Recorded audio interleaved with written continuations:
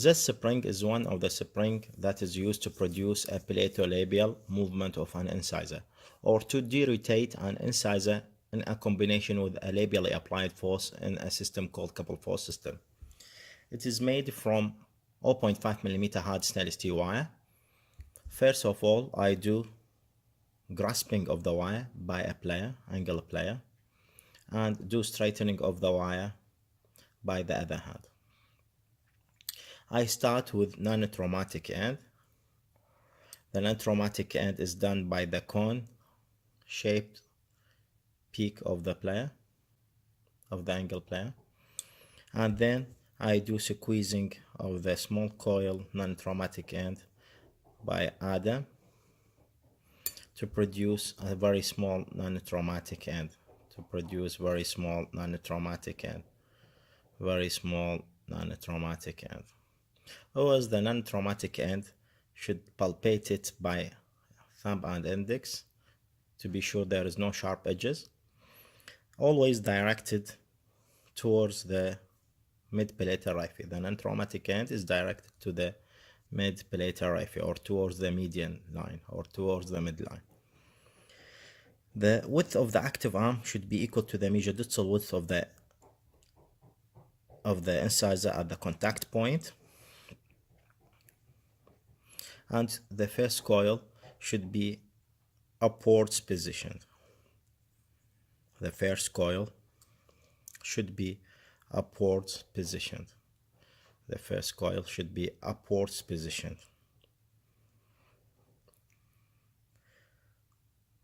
And the diameter of the coil should be 2 to 3 millimeter in diameter.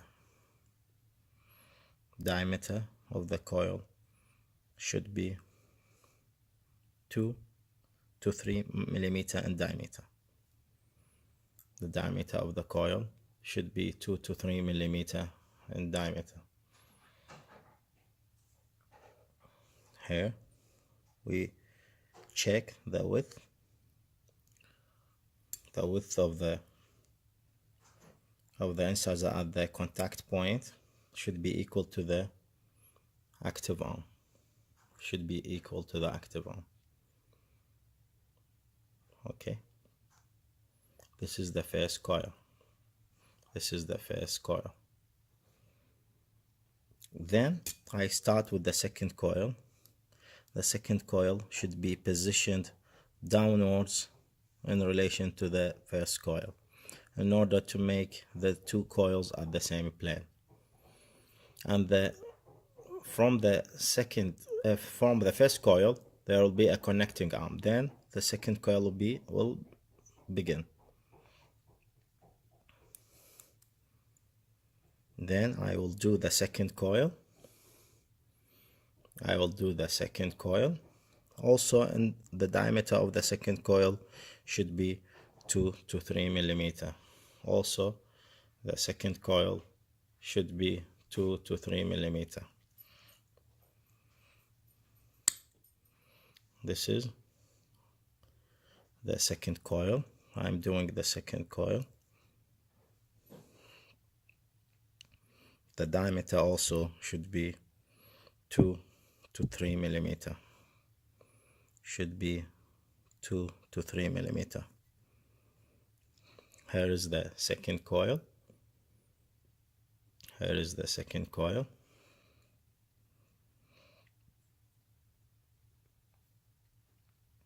The first coil and the second coil, both of them should be passive. Both of them should be passive. I will do a passivation for the both coils so that the two circle or the two coils or the two circle of the coils will be at the same level. If we want to do a top view, it will be similar to the circle of the eyeglasses, so that the both coil are passive. So that the both coil are passive. so that the both coil are passive. Here is the two coil.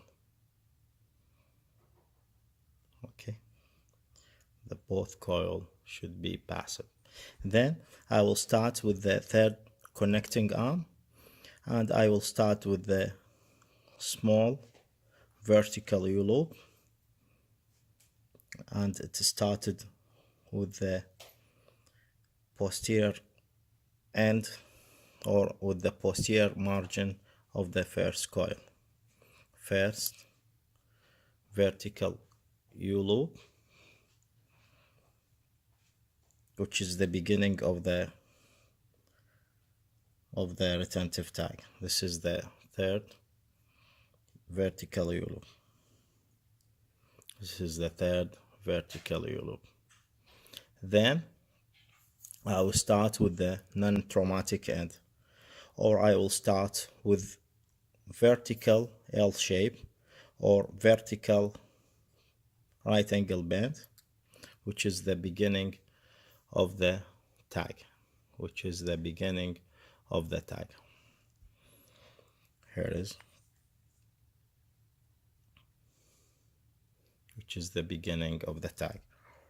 Then I leave from the right angle, from the right angle bend, I leave 2 mm. Then I will do the V bends of the zigzag of the retentive tag. Before I doing the V bend of retentive tags, I do soft curve bend to make the tag simulate the curvature of the pellet. The curvature of the pellet, to make it with the curvature of the pellet. Okay. Then I will start with the small V bends. I leave 2 mm from the vertical V bends in order to start with the V bends of the zigzag.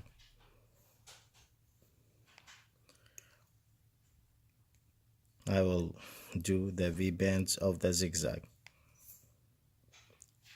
Then I do small L shape, which is 0.5 mm, to make it perpendicular on the pellet. Now I will do adjustment for the retentive tag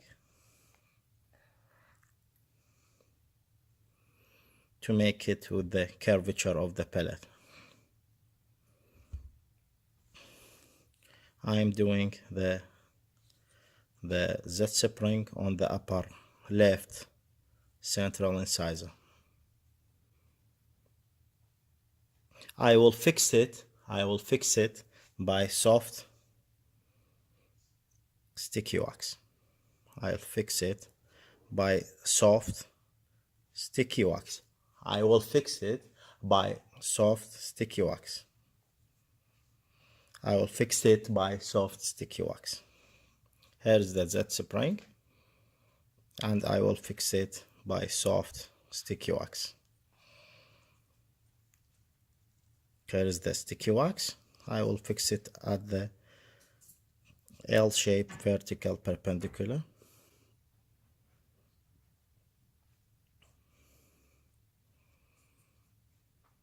And here is the Z spring. Here is the Z spring. This is the top view of the Z spring, which should be perpendicular to the palatal surface. And this is the palatal view of the Z spring. This is the top view of the Z spring, where the both coil should be at the same level. If I put it, or if I view it from the palatal aspect, the both coil should be at the same level, and from the profile it should be perpendicular to the cingulum plateau. Here is the Z spring. Both coils are equal and at the same level, and the active arm should be equal to the mesial width of the contact point, and should be placed at the cingulum plateau in order to be boxed by acrylic. And the Z spring is now ready for boxing by acrylic. Thank you very much for your attention.